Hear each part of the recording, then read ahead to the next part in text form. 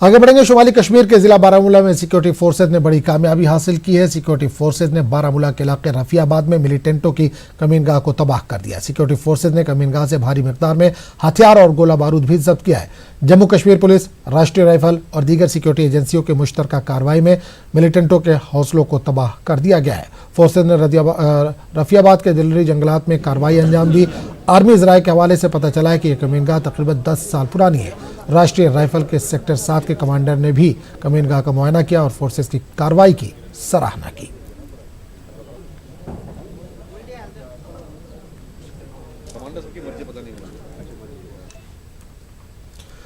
वादी कश्मीर में अब मामूल की जिंदगी तेजी से पटरी पर लौट रही है। वादी में दुकानें और दीगर कारोबारी सरगर्मियां दोबारा शुरू हो गई। श्रीनगर में आज दुकानें और दीगर कारोबारी सरगर्मियां खुली हैं। तिजारती मराकज़, लाल चौक, हरी सिंह हाई स्ट्रीट, भट्टा मालू और दीगर कई इलाकों में मामूल के मुताबिक कारोबारी सरगर्मियां जारी हैं। सड़कों पर लगातार निजी गाड़ियों के साथ साथ पब्लिक ट्रांसपोर्ट की नकलो हमल भी देखने को मिल रहा है। वहीं श्रीनगर के कई हसास मुकामात पर सिक्योरिटी फोर्सेज की तैनाती बदस्तूर जारी है। उधर आज इतवार है और आज श्रीनगर में लगने वाले संडे मार्केट में भी लोगों की खासी भीड़ सुबह से ही देखी जा रही है।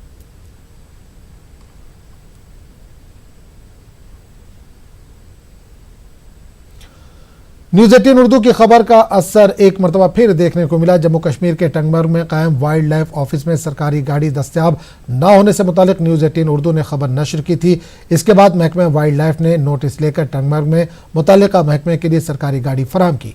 मुकामी लोगों और मुतल्लिका महकमे के मुलाजमीन ने न्यूज़ 18 उर्दू का शुक्रिया अदा किया।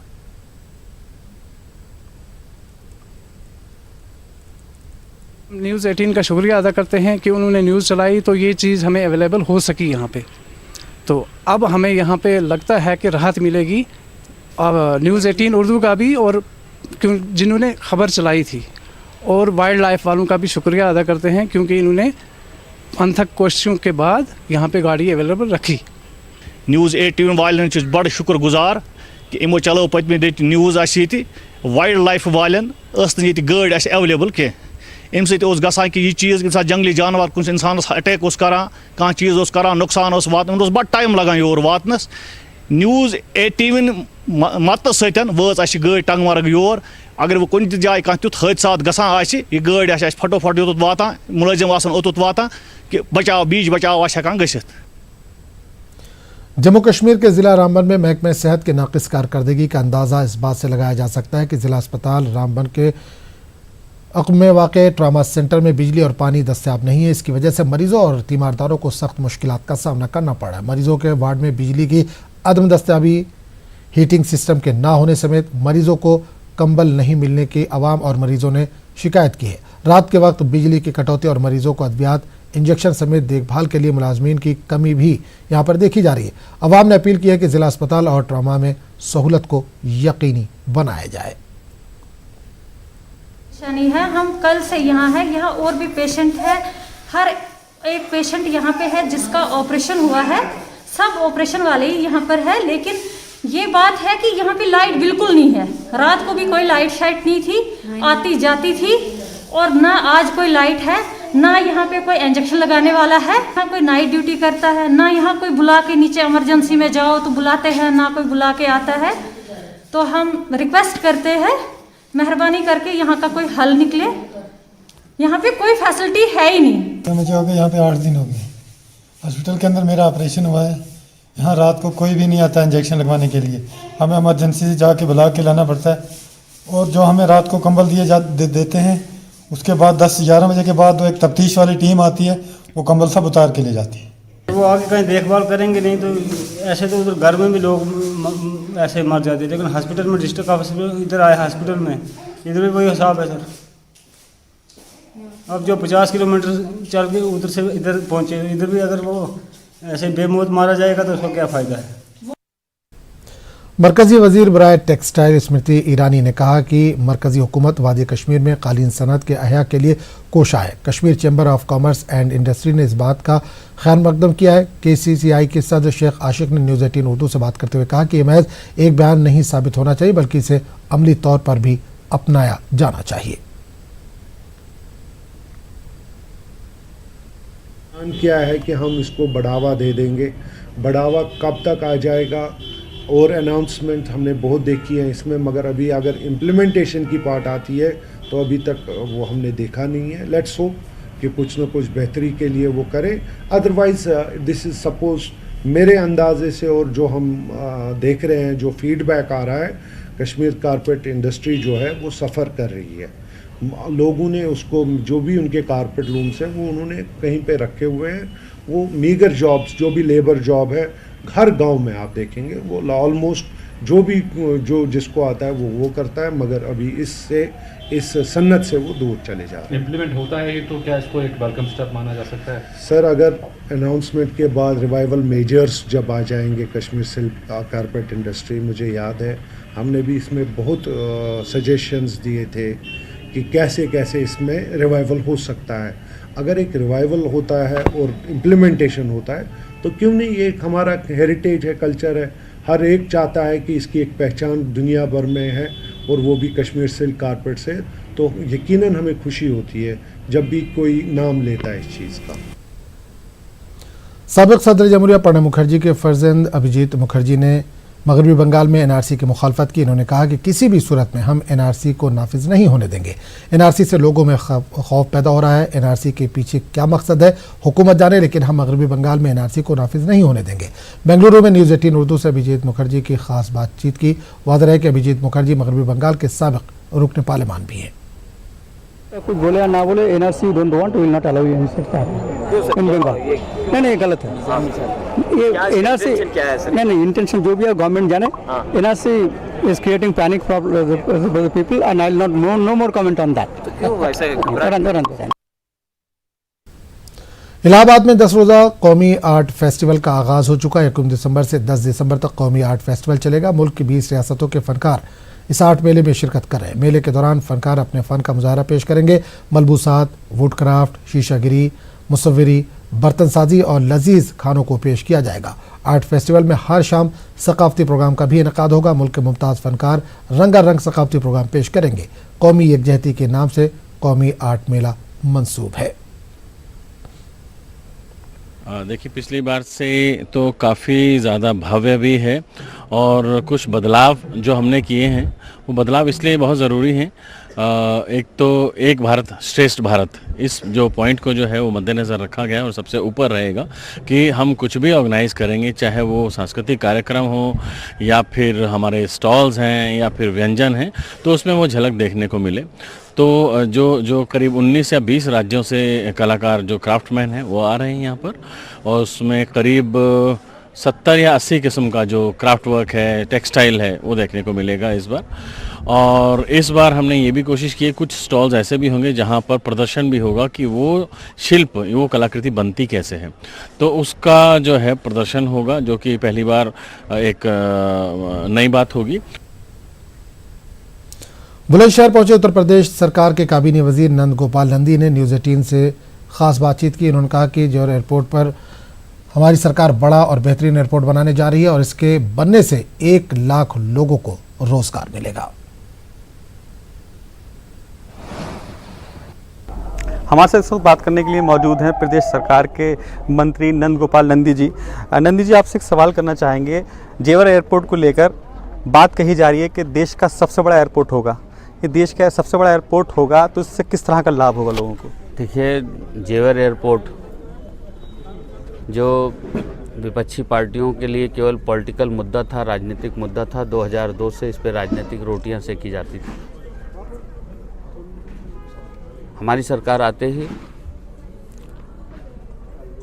माननीय मुख्यमंत्री जी के दिशा निर्देशन में लगातार हम लोग काम करते रहे और जितनी सारी बाधाएं थी उसके लिए तत्कालीन माननीय मंत्री जी, नागरिक उड्डयन भारत सरकार और माननीय मुख्यमंत्री जी की अध्यक्षता में एक बैठक हुई, उस पर बुलेट पॉइंट बने और जो समस्याएं थी हमारे उच्च अधिकारियों ने और भारत सरकार के उच्च अधिकारियों ने नोट किए और माननीय मुख्यमंत्री जी के दिशा निर्देशन मार्गदर्शन में मैं लगातार माननीय मंत्री जी से मिलता रहा, अपने अधिकारियों को भारत सरकार भेजता रहा और आज जेवर एयरपोर्ट जो केवल और केवल विरोधियों और विपक्षी पार्टियों के लिए वोट का मुद्दा था और पॉलिटिकल मुद्दा जब चुनाव आते थे तब वो जिन्न की तरह बाहर आता था, आज ज़मीन पर दिखाई पड़ रहा है। 80% से ज़्यादा किसानों ने खुद स्वयं जाकर के माननीय मुख्यमंत्री जी को कब्जा देने का काम किया। हम 80% से ज़्यादा ज़मीन खरीद चुके हैं और एक खुशी की बात है कि कल ज्यूरिक एयरपोर्ट को ये बिड अलॉट हुई है और मैं समझता हूँ कि आसपास के बहुत सारे ज़िलों में इतने अच्छे रोज़गार के अवसर प्राप्त होंगे। आसपास पूरे क्षेत्र का बहुत बड़ा विकास होगा और उत्तर प्रदेश के लिए ये एयरपोर्ट विकास की दृष्टि से मील का पत्थर साबित होगा। कैमरामैन जिशान के साथ अली शरर, न्यूज़ 18 उत्तर प्रदेश, बुलंदशहर। मरकजी वजीर मुख्तार अब्बास नकवी ने उम्रा किया। उम्रा करने के बाद मुख्तार अब्बास नकवी ने खुद अपनी तस्वीर शेयर की। तस्वीरों में देखा जा सकता है कि मरकजी वजीर मुख्तार अब्बास नकवी ने एहराम बांध रखा है।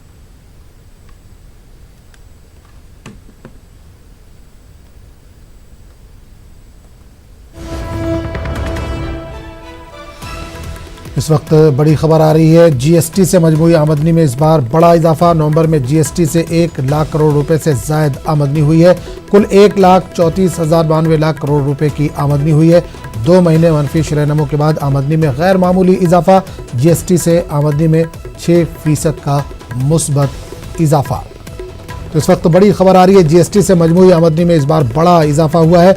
नवंबर में जीएसटी से 1 लाख करोड़ रुपए से जायद की आमदनी हुई है। कुल 1,34,092 लाख करोड़ रुपए की आमदनी हुई है। 2 महीने मनफी शरहनमो के बाद आमदनी में गैर मामूली इजाफा। जीएसटी से आमदनी में 6% का मुस्बत इजाफा हुआ है।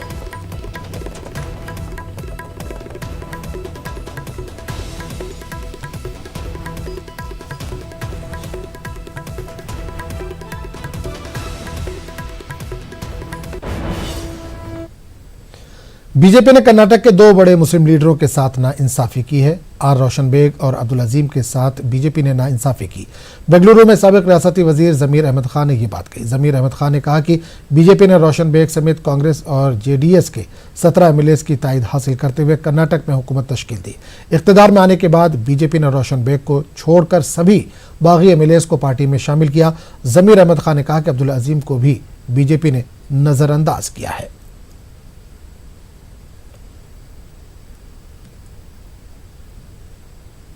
रोशन बेग साहब की वजह से भी ये हुकूमत बनी। येडियुरप्पा साहब मुख्यमंत्री बने। येडियुरप्पा साहब मुख्यमंत्री बने। आज 16 जन को आप लेते हैं, एक मुसलमान लीडर को नहीं लेते आप, वो भी senior leader, most powerful leader Roshan Baig Sahab. पहले ही जो वो डिसाइड किए जो बीजेपी है ना, सरासर मेरे हिसाब से अभी उनकी सोच क्या है मेरे मन में गलत है। गलती कर दिए थे, पहले ही जाके बीजेपी गलती किए थे। आज वो जाने के बाद 16 जन को आप लेते, एक रोशन बेग को आप छोड़ते, वजह क्या है इसकी? शुमाली हिंदुस्तान में तालीम के फ़रोग के लिए कोशिशें की जाएं। जुनूब में मौजूद अल-अमीन जैसे तालीमी इदारे आगे आएँ। बेंगलुरु में साबिक सदर जमहूरिया प्रणब मुखर्जी के फर्जंद अभिजीत मुखर्जी ने इन ख्यालात का इजहार किया।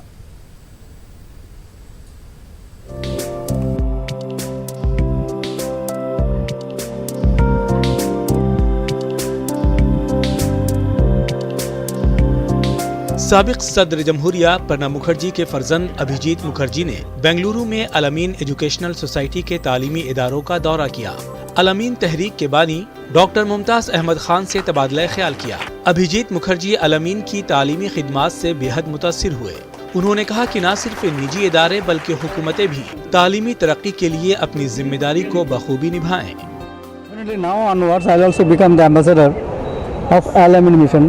कहीं भी जाओ अल-अमीन मिशन का कॉन्टैक्ट करो and prove your metal and they are really helping this poor people, not only poor, the needy, and spreading education in true sense.